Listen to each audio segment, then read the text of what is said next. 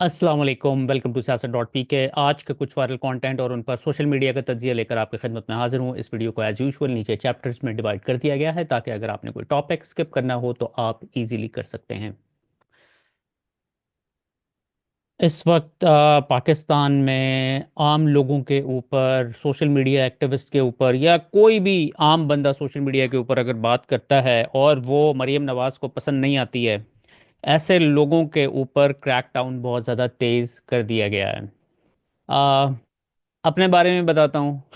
आपको पता है मैं तो कनाडा में रहता हूँ, लेकिन इन्होंने मेरे वहाँ पर, मेरे पाकिस्तान में कोई इतने ज़्यादा रिश्तेदार रहते भी नहीं, बहुत कोई क्लोज कोई रिश्तेदार नहीं, मेरा दूर के रिश्तेदार होंगे जिनके साथ मेरी कोई इतनी ज़्यादा बातचीत भी नहीं है। तो मुझे पता लगा है कि वहाँ पर जो है ना, मेरे रिश्तेदारों को ढूंढने की कोशिश की जा रही कि किसी तरीके से मेरा कोई रिश्तेदार मिल जाए। रिश्तेदार नहीं मिला उन्हें। उन्होंने फिर पता क्या किया है, उन्होंने मेरे खिलाफ जो है ना, मेरा वहाँ पर एक बैंक अकाउंट है, ठीक है, क्योंकि मेरा जो सिस्टम है, सारा सारा जो बिजनेस है वो मेरा होता है कनाडा से रन, ठीक है। अब मेरे ऑब्वियसली पाकिस्तान में कुछ एम्प्लॉयज़ हैं, तो मैंने क्या किया, मैंने वहाँ पर एक अपना बैंक अकाउंट बनाया हुआ है पाकिस्तान में, ताकि मैं उनको ईजिली पैसे डिस्पर्स कर सकूं, उनकी जो मंथली पेमेंट जाती है वो मैं उनको दे सकूं। अब इन्होंने क्या किया है, इन्होंने उस अकाउंट के ऊपर ऑडिट खोल दिया है, ठीक है जी। अब आपको पता है कि पाकिस्तान में अगर आपके बाहर से पैसे आ रहे हैं तो आपको उसके ऊपर कोई टैक्स नहीं देना पड़ता है। लेकिन उसके बावजूद इन्होंने मेरा ऑडिट खोला है। अब यानी कि मेरे अकाउंट के अंदर जो चीज़ें पड़ी हुई हैं, जो पैसे आ रहे हैं, जो ट्रांजैक्शन हो रहे हैं, वो बड़े स्ट्रेट फॉरवर्ड हैं कि जी, कनाडा से पाकिस्तान के अंदर पैसे आए और उसके बाद एम्प्लॉयज़ के अंदर उन पैसों को बांट दिया गया।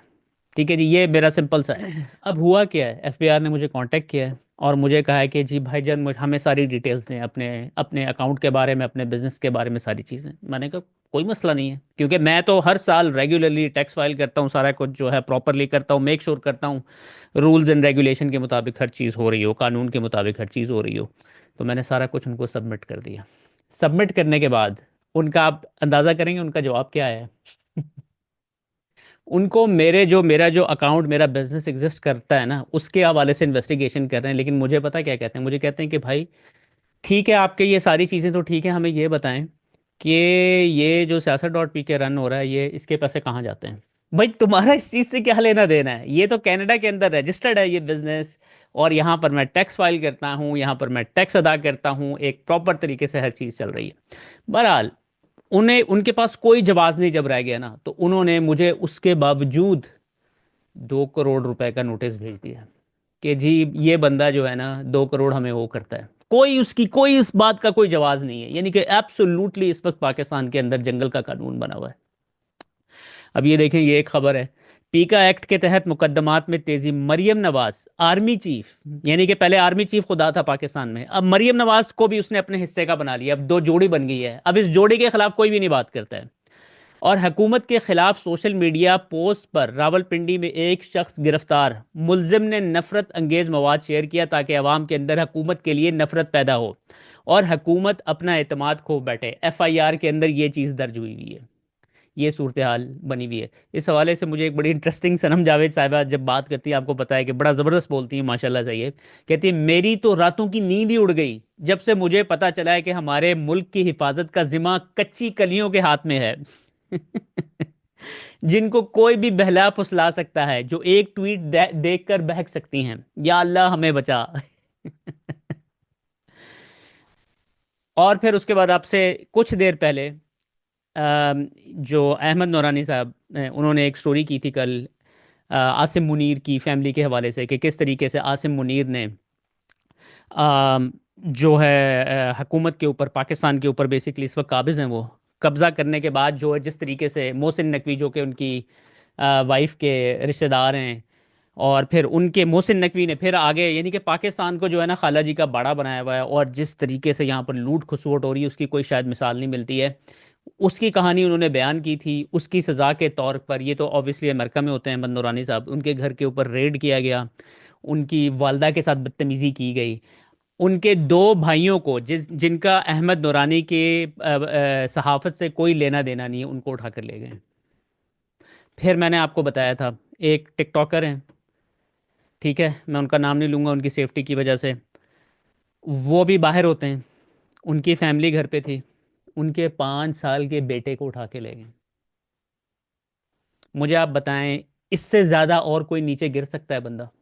और फिर उसके बाद ऐसी सैकड़ों वीडियो सोशल मीडिया के ऊपर आ रही हैं कि बहुत सारे लोगों को, अब कितने, पूरे पाकिस्तान को तो नहीं उठा सकते, बहुत सारे लोगों को उठा रहे हैं और उठाने के बाद उनको कहते हैं कि तुम ना माफी मांगो और फिर उसको सोशल मीडिया के ऊपर पोस्ट करो। ये जरा सुनिएगा। अस्सलाम वालेकुम जी।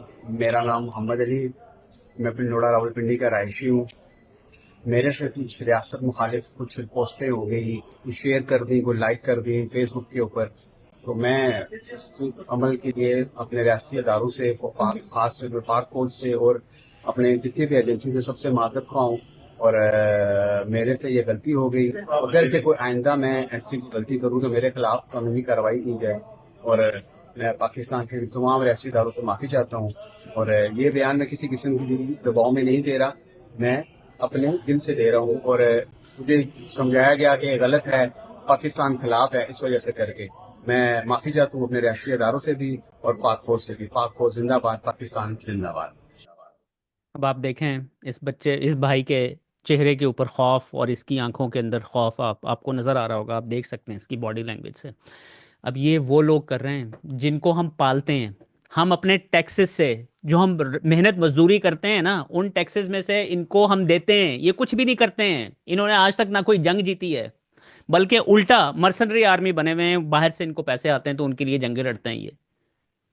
ठीक है ना, आपको पता है वो सारी कहानी, आपको पता है कि क्या है इनकी। आज तक इन्होंने कोई जंग, वैसे अगर अपनी जंग होती वो तो जीतते नहीं है, दूसरों की जब जंगें करते हैं तो उनकी तरफ से सपोर्ट आती है, पैसे आते हैं, वेपन। उसके बाद फिर आसिम मुनीर साहब ने भी कुछ स्टेटमेंट्स दिए, कहते हैं पाकिस्तान को हार्ड स्टेट बनाने की ज़रूरत है। हम्म, इससे ज़्यादा हार्ड स्टेट और क्या बनाना है? मेरे ख्याल में जो है ना, इनका जो गोल है वो ये है कि ना, नॉर्थ कोरिया, आपको पता है ना नॉर्थ कोरिया की क्या सूरत हाल है? वहाँ पर जो लोग रहते हैं उनको कुछ नहीं पता कि बाहर की दुनिया के अंदर क्या हो रहा है।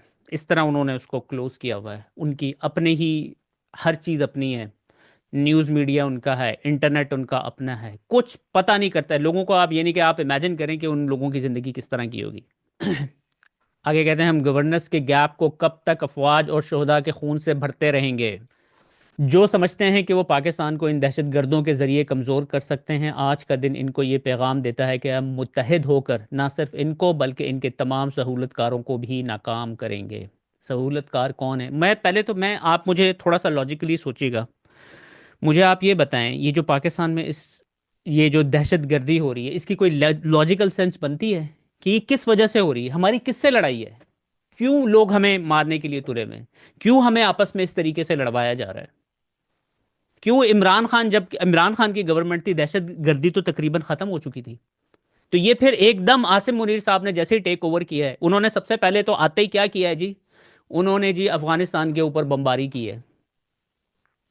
किस वजह से की है? अफगानिस्तानियों के साथ हमारी क्या दुश्मनी है जो कि वहां पर जाकर आपने बम्बार्डमेंट की है? और फिर उसके बाद इमरान खान साहब का भी इस हवाले से जवाब आया है, बड़े दिनों के बाद उनकी जो सिस्टर है उनकी आज मुलाकात हुई है। कहते हैं, ग्राफ निकाल कर देख लें, दहशत गर्दी 2021 तक कम हो गई थी और 2022 में फिर बढ़ना शुरू हो गई है, जबकि अफगानिस्तान हमारा दुश्मन नहीं है। आप इसे दुश्मन बनाने की जबरदस्ती कोशिश ना करें। आप क्यों बिला वजह मुसलमान भाइयों से लड़ाई मोल ले रहे हैं? यही हमें समझ नहीं आ रही है चीज। आपको पता है कि जब ये 9/11 हुआ था, उससे पहले अफगानिस्तान में तालिबान की गवर्नमेंट थी। फिर उसके बाद जब अमेरिका आया है तो उसने ड्रग लॉर्ड करजई को वहां पर मुसल्लत किया है, जो कि एक क्रिमिनल था। ठीक है, अब क्रिमिनल को जब आप मुसल्लत करते हैं तो फिर उससे आपको जो मर्जी काम लेते रहें। उसको, उसकी वहां पे रिलेशनशिप बिल्ड की गई जी इंडिया के साथ। फिर वहां पर 24/7 अफगानी मीडिया के अंदर पाकिस्तानियों के बारे में बुराई होती थी। अब इवन दो के पाकिस्तानियों को पता था कि ये बकवास कर रहे हैं ये सब लोग, लेकिन उसके बाद भी जब आप 20 साल तक एक ही बात को बार बार दोहराते रहेंगे, एक दो जनरेशन आपकी पीछे से आ जाती हैं, तो फिर लोगों ने बिलीव करना स्टार्ट कर देते हैं लोग। फिर इस तरीके से हमारे दरमियान और अफगानियों के दरमियान को हेट्रेड को पैदा किया गया। ठीक है। अब खान साहब की जब गवर्नमेंट आई है, आपको याद होगा कि उन्होंने किस किस्म के बयान दिए हैं अफगानिस्तान के हवाले से, बड़े ही पॉजिटिव। और उन्होंने बताया है कि भाई अब हमने जो है पीसफुल तरीके से अपने इलाके में पीस लेके आना है, अब हमने तरक्की की तरफ गामजन होना है दोनों ने मिलके। लेकिन फिर जैसे ही आसिम मुनीर साहब पावर में आए हैं, उन्होंने सबसे पहला काम किया है, जो अफगानी पाकिस्तान के अंदर रहते हैं पिछली पता नहीं कितनी जनरेशन से, जो यहाँ पे ही पले बड़े हैं, जिनके बच्चे भी यहीं पे पैदा हुए हैं, खुद भी यहीं पे पैदा हुए हैं, उनको उठा के उन्होंने फैसला किया कि उठा के अफगानियों को बाहर फेंका जाए। ताकि क्या वजह थी उसकी? उसकी मेन वजह यही थी कि पाकिस्तानियों और अफगानियों के दरमियान हेटरेट पैदा की जाए। और क्या वजह हो सकती है? फिर उसके बाद एक ही बड़ा इंटरेस्टिंग बयान जो है ना मेरी नज़र से गुजरा नुसरत जावेद साहब का। अब आप सुनिएगा क्या कहते हैं। पाकिस्तान की पॉलिसी बदल गई है। हमें तो बताया गया है कि जब तक कश्मीर का मसला हल नहीं होगा, भारत के साथ तिजारत नहीं कर सकते। लेकिन आज हुकूमत ने इतराफ़ किया है कि मार्च 2024 से जनवरी 2025 तक भारत से 50,000 टन चीनी इंपोर्ट की गई है। उसके बाद आपको पता है कि इंडिया पाकिस्तान के अंदर टारगेटेड किलिंग कर रहा है पिछले 2-3 साल से, और खुद बताता है कि भाई हम घुस के मार के आए हैं पाकिस्तान के अंदर। अब 2 दिन पहले एक मौलाना साहब को कत्ल किया गया है नामालूम अफराद ने, और पता चला है कि जी वो शख्स था जिसने कुलभूषण यादव को पकड़वाने में पाकिस्तान की आर्मी की मदद की थी, और उसको आज से 2-3 दिन पहले कत्ल कर दिया गया है। यानी कि अब मुझे बताएं कि उसको कत्ल करने का और क्या पर्पस हो सकता है? यही हो सकता है ना कि वो जो इंडिया घुस के मारने की बातें करता है, टारगेटेड किलिंग कर रहा है पाकिस्तान की। और दूसरी जानिब पाकिस्तान क्या कर रहा है? पाकिस्तान उनके साथ ट्रेड कर रहा है बाकायदा। 50,000 टन चीनी मंगवाई गई है इंडिया के साथ, ट्रेड हो चुका है। ये कौन फैसले कर रहा है? ये सारे एक बंदा कर रहा है फैसले, जो इस वक्त खुदाबंद के ऊपर बैठा हुआ है। और उसके बाद दूसरी जानिब हमारे इस्टेब्लिशमेंट एक्सपेक्ट कर रही है कि जो बैरून मुल्क पाकिस्तानी हैं वो पाकिस्तान में आके इन्वेस्टमेंट करेंगे। भाई क्यों पाकिस्तान के अंदर इन्वेस्टमेंट करेगा कोई? जो पाकिस्तान में 1.6 मिलियन लोग हैं, जो कि क्रीम है पाकिस्तान की, सबसे ज़्यादा एजुकेटेड लोग हैं, वो जान बचा के भागने की कोशिश कर रहे हैं पाकिस्तान से। दुनिया में सबसे ज़्यादा एक मुल्क से निकलने वाले लोग पाकिस्तानी, 1.6 मिलियन लोग निकले हैं 2024 के अंदर। लोग जान बचा के भागने की कोशिश कर रहे हैं, ये इन्वेस्टमेंट लाने की कोशिश कर रहे हैं। ये एक कॉल सर्कुलेट कर रही है, इमरान अफजल राजा साहब ने शेयर की थी ट्विटर के ऊपर। और एक खातून है, वो एक बंदे को कन्विंस कर रही है जो कि साउथ अफ्रीका में है अपेरेंटली, कि जी आप जो है पाकिस्तान में आके इन्वेस्ट करें। और सुनिएगा ज़रा वालेकुम। क्या। जी वालेकुम सलाम। जी जी, फौजिया बात कर रही हूँ सर, क्या हाल है आपके? जी ठीक है। अल्हम्दुलिल्लाह, शुक्र अल्लाह का। जी सर, आपसे पहले ही बात हुई थी, शायद आप इन्वेस्टमेंट करना चाह रहे थे। नहीं नहीं, मुझे तो समझ में नहीं आ रहा कि मेरा नंबर आपके पास कैसे चला गया। सर एक्चुअली हमारे पास ना कैंपेन में नंबर आता है यहाँ पे लीड्स में। बेसिकली हमारा यहाँ पे प्रोजेक्ट चल रहा है हाफिज सज्जाद मोटर्स का, बहरिया टाउन में, HS आइडियल टावर के नाम से। और इसकी लोकेशन है मेन बहरिया टाउन की डाउनटाउन लोकेशन है, नियर आईफल टावर। जी जी। तो इसमें उन्होंने माशाल्लाह से काफी अच्छा रिस्पांस मिल रहा है। इसमें स्टूडियो 1 बेड 2 बेड और पेंट हाउसेज है, और अभी सर इसकी लॉन्चिंग चल रही है। तो आप बताएं अगर आप इंटरेस्टेड हैं थोड़ा, वैसे इन्वेस्टमेंट के लिए अगर आप इतने गए तो काफी अच्छा रिस्पांस है इसका, और ईद के बाद इसका काम भी शुरू हो जाना है। हम बैठे हैं प्रदेश में, तकरीबन 21 साल हो गए इधर ना, साउथ अफ्रीका में। सही है। साउथ अफ्रीका में? अच्छा माशाल्लाह। जी जी जी जी। अच्छे बुरे की पहचान ठीक है, है। गलत सही की पहचान है, सही है ना। ग्राउंड लेवल पे काम करके बिल्कुल ऊपर सही, आए हैं। बिल्कुल सही। आप बिल्कुल मुझे खुद सही। अंदाजा करें, ये कोई भी बंदा और जो अकल रखता है, दिमाग रखता है, वो पाकिस्तान में इन्वेस्टमेंट करना चाहेगा? सर मैं आपको इसका आंसर देती हूँ, बिल्कुल करना चाहेगा वो, इस वजह से कि सबसे नहीं नहीं, ज्यादा मैं डिपेंड इसको करता है कि आपका आप आंसर देने किस से पहले सोसाइटी पहले में कर पहले रहे हैं। पहले मैं आंसर देता हूँ ना इसका। जी वो जी सर, आप दें बाद आंसर, में पता बिल्कुल लगे दें। आपने बैरिया टाउन का बोला है, सही है ना। वो जी 190 जी मिलियन केस की तरह बाद में पता लगे वो अल कादर यूनिवर्सिटी जो है वो दानिश यूनिवर्सिटी बन गई जी है। जी। सही है। अच्छा। और आपका प्लाट जो है सही। और जो इन्वेस्टमेंट की है वो मेजर खालिद के हिस्से में आ गया है। अच्छा जिस सर, मुल्क आप में पहले अपना कानून ही सारा नहीं है, बताएं, मैं आपको उसमें हर उसमें चीज उसमें मैं उसमें आपको। उसमें इन्वेस्टमेंट कौन करेगा? जी सर देखें, आपकी बात बिल्कुल ठीक है। बाज औकात एक्सपीरियंसेस ऐसे भी होते हैं, आप भी मेरी फैमिली की तरह, मेरी फैमिली भी बाहर प्रदेश में बैठी है, तो उनके ये क्वेश्चंस आते हैं और हमारा काम है यहाँ पे आपके क्वेश्चंस का आंसर देना। जी जी जी जी। ठीक है, एक्सपीरियंसेस बुरे होते हैं, लेकिन sir five fingers are not same. हर प्रोजेक्ट, हर मैं डेवलपर मुख्तसर सेम बात नहीं आपको होता। बताता, 5 फिंगर आर नॉट सेम। जिस मुल्क में इमरान खान जैसे बंदे को इंसाफ नहीं मिल सकता, आप और मैं इंसाफ ले सकते हैं या अपने सर अपनी ये तो इन्वेस्टमेंट की गारंटी ले सकते हैं? सर ले सकते हैं सर, हम अपने इन्वेस्टमेंट की गारंटी ले सकते हैं। सर तो जिस हम मुल्क में मैं तो कानून बात ही नहीं करूंगी है, आपसे आप अपने कौन और मैं प्रोजेक्ट के कौन? लिए। मैंने वही कहा ना, जिस मुल्क में कानून ही नहीं है उस मुल्क में आप कौन और मैं कौन। जी सही है। सर देखिए, मैं तो इस टाइम बात करूंगी पॉलिटिशियन से हटके, नहीं नहीं, पॉलिटिशियन से एज अ हटके क्या? प्रोफेशनल एक प्रोजेक्ट के पॉलिटिशियन रिलेटेड। पॉलिटिशियन जी पॉलिटिशियन से हटके क्यों करेंगे? मैं साउथ अफ्रीका में पीटीआई का नायब सदर हूँ साहब का। सही है ना? हमें नहीं नजर आ रहा पाकिस्तान में क्या हो रहा है?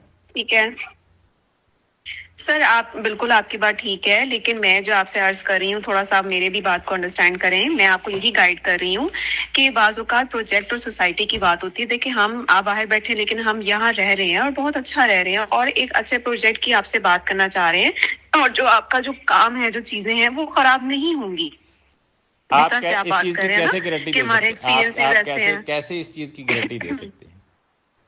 सर मैं आपकी मैं इस प्रोजेक्ट के ऑनर से बात करवाना चाहूंगी, अगर आप थोड़ा टाइम दें, दे नहीं नहीं, सकते हैं। जरूरत ही नहीं मैं है आना आपके से। थोड़े मैंने क्वेश्चंस कहा है ना कि क्लियर। हमें तो ये नहीं समझ आ रही कि जो हमारा वो जो कुछ है पाकिस्तान में, जी वो भी जी किसी दिन फौज अपने कब्जे में कर लेगी। सही है ना? सर, आप बड़ी दूर की बातें कर रहे हैं, मैं और दूर की इतनी दूर बातें की बातें तो। लेकिन हमने भी हलाल का पैसा जी कमाया है ना। जिंदगी की जमा पूंजी अगर लगाएंगे तो सोच समझ के तो लगाएंगे ना। बिल्कुल सर, आपका राइट है, आप बिल्कुल हाँ, सोच समझ के लगाएंगे। और मैंने सर वही मैं कहा आपको ना खुद कि जिस बताती हूँ मुल्क कि में खान साहब जैसे बंदे से इंसाफ नहीं होगा, हम कैसे सोच सकते हैं वहां जी इन्वेस्टमेंट करने की? जिस सर, मुल्क आप में जैसे और भी बहुत सारे। कानून नहीं होगा, जी अदालतें कितना है, 143 में से 139 पे जाएंगी रेटिंग में। जिसमें कानून ही नहीं है उसमें कौन बंदा बेवकूफी इन्वेस्टमेंट करेगा? मेरे जैसा बंदा तो नहीं करेगा। सर देखिए, वो फिर सारे आपके बात आपके माइंड की आ जाती है। देखिए, जब माइंड में इतनी सारी चीजें होती हैं माइंड तो फिर माइंड अल्लाह आपको ताला ने सेकंड चीज दिमाग दिया है, किसी किस की लिए सुनेंगे दिया ही है? नहीं, ये अच्छे बुरे के पहचान के कि लिए किसी दिया की है ना? गलत, सुनेंगे। हाँ जी अच्छे बुरे की जी पहचान जी, के लिए वही दिया है ना? मैं कह रही हूँ ना। गलत हमें नजर नहीं आ रहा कि क्या हो रहा है? सर आप हमें मौका देंगे तो हम आपकी बात को थोड़ा सा अंडरस्टैंड करेंगे ना। आप हमारी बात भी तो अंडरस्टैंड करें। जी, आपने का इतना एक सेट बिलीफ बना लिया है कि पाकिस्तान में ये है, पॉलिटिक्स में ये है, लेकिन हम जो यहाँ पे मैं बैठे पाकिस्तान हैं, के जो यहाँ पॉलिटिक्स पे नहीं, वी आर मैं लिविंग कानून की हियर। बात कर रहा हूँ। जी सही है ना? सर, अगर आप कहते हैं ना कि आपकी सेफ्टी, आपके पैसे जहां आप इन्वेस्ट करें, हम आपकी रिस्पॉन्सिबिलिटी लेते हैं, सर सर इससे इधर बड़ी और पाकिस्तान क्या की बात हो सकती है। रिस्पॉन्सिबिलिटी नहीं है, आप हमारे पैसे की सर आप रिस्पॉन्सिबिलिटी पाकिस्तान को कैसे? छोड़ दें। I am not talking about the Pakistan, I am talking about आपका द आपका बेरियाटॉन प्रोजेक्ट किधर प्रोजेक्ट। है? दैट्स पाकिस्तान द में है, main thing I am Pakistan से टॉकिंग बाहर अबाउट। है? सर पाकिस्तान में ही है, बट आप एक सेट बिलीफ लेके बैठे हैं। मैं वही आपको कह रही हूँ कि मैं पाकिस्तान की बात नहीं कर रही। मैं एक अपने प्रोजेक्ट आपका बताना चाह रही हूँ कि ये प्रोजेक्ट है। अगर आपको इसको क्लैरिटी भी चाहिए, कोई पेपर वर्क चाहिए होगा, तो वी आर ऑब्लाइज्ड कि हम आपको दें। जी हम जी। बिल्कुल आपकी हर बात से, मैं आपकी हर बात से सहमत हूँ जो आप एक्सपीरियंस कर रहे हैं, लेकिन मैं यही आपको समझाना चाह रही हूँ कि आप एक दफा देखें जरूर। करना ना करना, it's all up to you. ये आपके वही ऊपर तो है, मैं कह रहा हूँ ना, आपके हम देख बिलीव्स है। रहे हैं। सही है ना? हाँ जी इसीलिए नहीं कर रहे। ठीक है, मैं सर आपको फोर्स नहीं कर जी, सकती, thank it's you. All your right. मैं हाँ जी, नो जी, प्रॉब्लम सर। ओके। आपको कोई जरूरत हुई दोबारा आप कांटेक्ट कर लीजिएगा। इंशाल्लाह जब ठीक है, बेहतरी आएगी तो जरूर कांटेक्ट करेंगे। चले सर, इंशाल्लाह मैं भी बेहतरी का वेट करूंगी। ओके, इंशाल्लाह। अल्लाह हाफ़िज़। थैंक यू जी, वालेकुम सलाम। नहीं जी, फाइनली नजम सेठी साहब को लगता है, क्योंकि हमें अभी तक यही समझ आ रही थी कि किसी को भी जो है ना सोशल मीडिया की समझ नहीं है कि सोशल मीडिया है क्या चीज़। सोशल मीडिया को वो समझते होते थे कि एक कोई इंडिविजुअल बंदा जो है ना, हमारी इस्टेब्लिशमेंट, मैं आपको बता रहा हूँ, हमारी इस्टेब्लिशमेंट ये समझती थी कि एक बंदा जो है ना इंडिविजुअल रन करता है सोशल मीडिया को। अब जैसे इमरान खान साहब की गवर्नमेंट रिमूव हुई थी, तो बहुत मैसिव रिएक्शन था उस वक्त। पूरे सोशल मीडिया पे गालियां दी जा रही थी, और कभी इन्होंने सुनी नहीं थी आर्मी चीफ जो ऊपर बैठे होते हैं कि इनके किसी की मजाल कोई बात कर सके, लेकिन इतना मैसिव रिएक्शन था। तो जी हमारी इस्टेब्लिशमेंट का इसके ऊपर रिस्पांस पता क्या था? उस वक्त के जो पीटीआई के डिजिटल मीडिया के हेड थे, हमारी इस्टेब्लिशमेंट जो है ना, उसने वहाँ उनके घर के ऊपर बंदे भेज दिए। और वहां पर जाके उन्होंने पता क्या किया, उन्होंने उनकी जो फैमिली थी ना, वो खुद तो वहां पे नहीं थे, उनकी फैमिली के ऊपर टॉर्चर स्टार्ट कर दिया। यानी कि ये इनकी आप अकलों के अंदाजा लगा ले, उन्होंने उनके ऊपर टॉर्चर स्टार्ट कर दिया। और पता है क्या कह रहे थे, कह रहे थे कि ये जो सोशल मीडिया के ऊपर रिएक्शन आ रहा है ना, ये तुम्हारा कसूर है, तुम्हारी वजह से आ रहा है, एक इंडिविजुअल का। आप अंदाजा करें, ये इनकी अकल थी सोशल मीडिया के हवाले से। लेकिन मुझे अब लग रहा है कि नजम सेठी साहब को जो है ना, शायद समझ आ गई है कि सोशल मीडिया एग्जैक्टली काम किस तरह करता है। ये सुनिएगा क्या कहते हैं। पाकिस्तान तहरीक इंसाफ में से सोशल मीडिया निकालने की बात कर लेते हैं। चलो निकालें, बैन करें, सारा कुछ बैन करें। इस मुल्क का ना ही कर दियो बैन पाकिस्तान। लेकिन आप तो समझते हैं ना कि पाकिस्तान तहरीक इंसाफ को सोशल मीडिया पॉलिसी रिव्यू करने की जरूरत है। उनको तो बहुत कुछ रिव्यू करने की जरूरत है। लेकिन पावर है सोशल मीडिया पीटीआई की। बात यह है कि पॉलिसी चेंज हुई है ना ऊपर के लोगों में जी।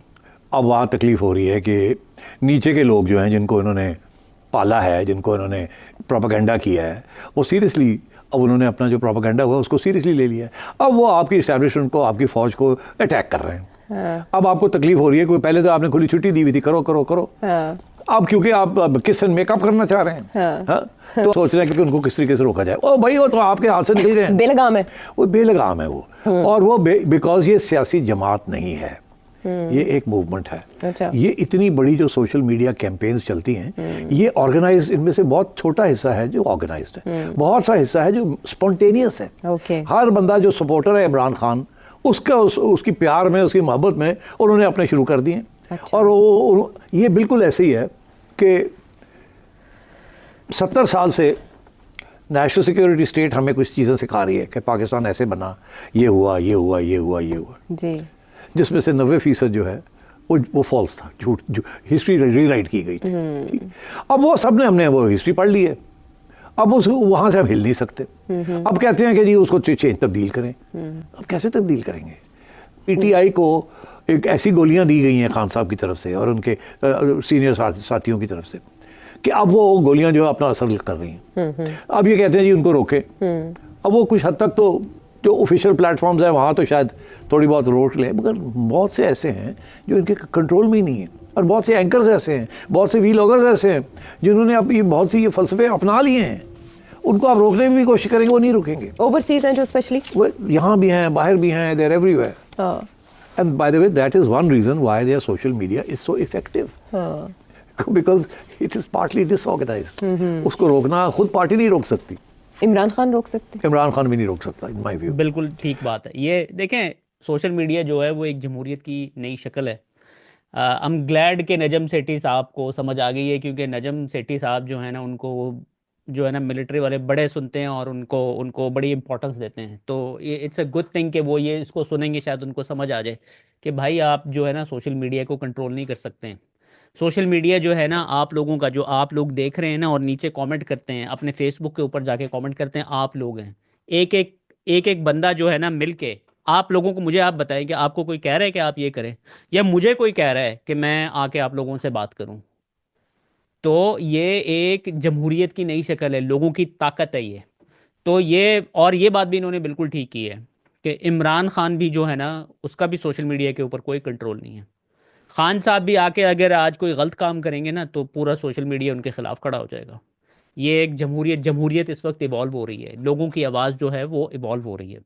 उसके बाद आसमा शराजी साहिबा का तो आपको पता है कि वो जब किसी के साथ वो आर्ग्यूमेंट कर रही होती है ना, तो उनके पास अगर कोई जवाब ना है ना, तो फिर वो पता क्या करती हैं, वो फिर करती हैं औरत कार्ड खेलना स्टार्ट कर देती है कि ये मेरे साथ इस तरह बात कर रहे हैं क्योंकि मैं एक औरत हूँ। और फिर उनके साथ जो उनके कोलीग्स वगैरह होते हैं ना, जर्नलिस्ट, उनको भी फिर जो है ना पूरे उस बंदे के पीछे लगा देती हैं जिसके साथ जो है ना वो आर्ग्यूमेंट हो रहा है। मुझे याद है शहबाज गिल के साथ के इन्होंने पीछे लगा दिया। शहबाज गिल के साथ उनका बैक एंड फोर्थ आर्ग्यूमेंट चल रहा था, उन्हें समझ नहीं आई, फिर उन्होंने कहा ये मुझे इस वजह से कह रहे हैं क्योंकि मैं एक औरत हूँ। अब ये जरा सुनिएगा, ये एक क्लिप मेरी नजर से गुजरा था, बड़ा इंटरेस्टिंग क्लिप था। आपने हमसे बात करनी थी तो आप इमरान खान से सुबह आप या कल इतवार वाले दिन में तो खुले थे ना। ये तो स्कूल के बच्चों वाला एटीट्यूड है ना कि मैं नहीं बोलता, मैं नहीं करता, मैं अच्छा नहीं, हाँ ये बड़ा अच्छा एटीट्यूड है कि आपको भी अंदर, फैमिली भी अंदर, वर्कर्स भी अंदर, पार्लियामेंटेरियन भी अंदर, उनके बच्चे भी उठा लें। अब आप अंदाजा करें कि इस वक्त पीटीआई के साथ और इमरान खान के साथ और पाकिस्तान के लोगों के साथ क्या सलूक किया जा रहा है, और ये औरत किस तरीके से उस चीज़ को डिफेंड कर रही है। उल्टा जो है ना चोर कोतवाल को डांटे वाली मिसाल है ये। घर भी तोड़ दें, घरों पे भी ना जाने दें, सियासत भी ना करने दें, निशान भी छीन ले, अपना रिजर्व सीटें भी सुप्रीम कोर्ट के हुक्म के बगैर ना दें, इलेक्शन फ्रॉड भी करें, हुकूमत भी छीन ले, वो बड़ी बड़े बच्चों वाली बात है। बिलावल और हम ये स्कूल के बच्चों वाली बात है। बिलावल भुट्टो की वालदा को शहीद कर दिया गया। बिलावल भुट्टो की वालदा थी हमारी सबकी, वो एक नेशनल लीडर भी थी। शहीद कर दिया गया, वो वहां पे मौजूद थे। कहाँ पे? आज की कमेटी 2008 आज की कमेटी में बिल्कुल बात है। मैं आपको अपना पॉइंट ऑफ व्यू दे रहा हूँ, आप ये कर रहे हैं। देखिए ये मैंने आपको 9-10 चीजें बताई हैं। सही बात, ये बड़े बच्चों वाला एटीट्यूड, ये मैं अभी पूछती हूँ, ये बड़े बच्चों वाला एटीट्यूड तो ना।